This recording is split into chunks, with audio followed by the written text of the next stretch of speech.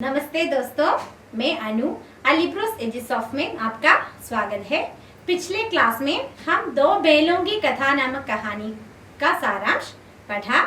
आज हम इस कहानी में आए हुए प्रश्न और अभ्यास के बारे में पढ़ेंगे। पहला सवाल है, कांची हाउस में कैद पशुओं की हाजिरी क्यों ली जाती थी?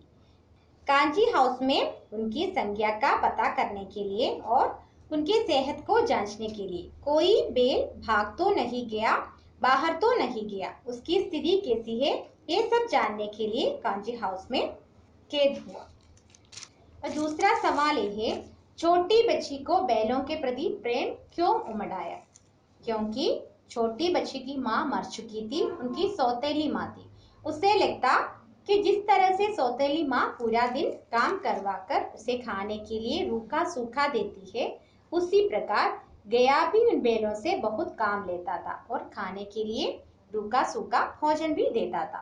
तो बच्ची को उनके साथ आत्मीयता जागी, इसलिए बच्ची को बैलों के प्रति प्रेम आता था।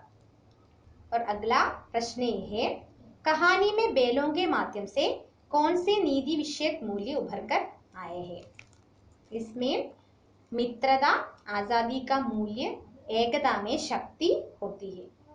इन विषय इस कहानी द्वारा बताया गया है। प्रस्तुत कहानी में प्रेमचंद जी ने गधे की किन स्वभावगत विशेषताओं के आधार पर उसके प्रति रूढ़ अर्थ मूर्ख का प्रयोग न कर किस नए अर्थ की ओर संकेत किया है? यहाँ गधे के लिए प्रयोग किया गया शब्द है मूर्ख, लेकिन कहानी में इसकी नई परिभाषा दी गई है।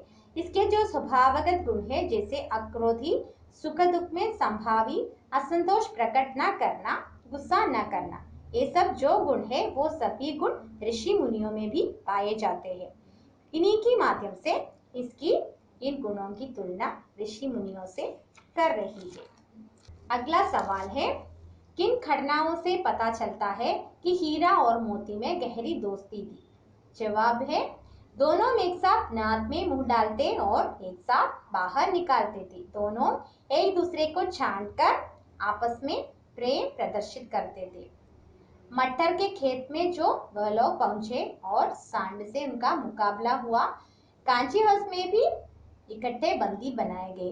वहां पर उन्होंने अपना मित्रता का परिचय दिया। खुद आजाद न होकर दूसरे पशुओं को उन्होंने आजाद करवा दिया और दोस्ती के लिए मोती हीरा के साथ वहीं पर रुक गया। ये सब बातें हमें बताती है कि दोनों में कितनी गहरी दोस्ती था। और अगला सवाल है, लेकिन औरत जात पर सिंह चलाना मना है, ये भूल जाते हो? हीरा के इस कथन के माध्यम से स्त्री के प्रति प्रेमचंद के दृष्टिकोण को स्पष्ट कीजिए। प्रेमचंद जी स्त्रियों के प्रति सम्मान का भाव रखते थे। हालांकि उस समय स्त्रियों की जो दशा थी समाज में वो ठीक नहीं थी। स्त्रियां पुरुषों के ऊपर आश्रय रखती थी।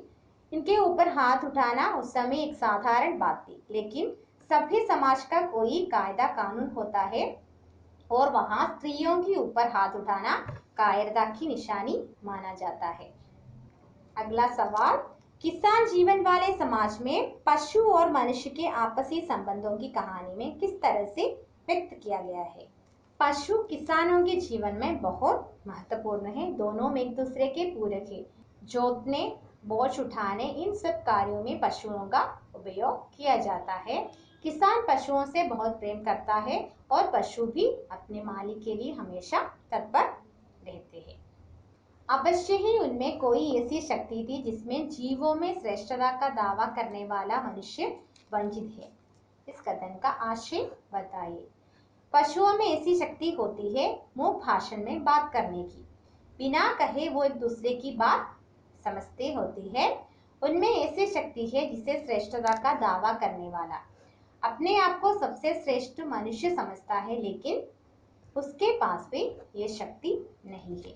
गया ने हीरा मोती को सूखा भोजन खाने के लिए दिया। ऐसा खाना क्यों दिया?